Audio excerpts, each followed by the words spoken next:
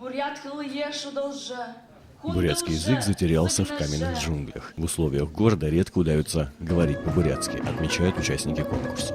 Переехали в город и как-то позабыли немного. А так говор у нас хороший. Конкурсное задание, презентация школьной газеты на бурятском языке уже позади. Сегодня финал. Визитная карточка – театрализованный фрагмент бурятского национального обряда.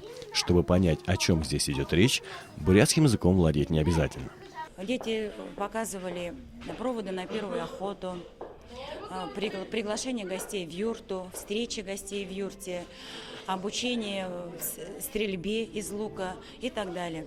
Дети сами не нарадуются тому, что участвуют в таком празднике. Наряду с общеизвестными обрядами, как празднование первого года жизни ребенка, сватовство и проведение свадеб, здесь с документальной точностью показаны почти забытые вещи. Мы будем показывать обряд, который провожает своего сына, который выходит на охоту. Многие ли сегодня помнят, что плетение кос девушкам – это отдельный обряд, наделенный глубоким смыслом? Показываем обряд заплетения косичек девочки. Девушке исполняется 12 лет, и ей заплетают 9 косичек. И каждая косичка, то есть, что-то значит. За право быть лучшими борются учащиеся 13 школ города. Итоги турнира будут проведены 21 октября. Леонид Сосновский, Баяр Жигмитов, Гудовой Шеф, Вести Бурятия.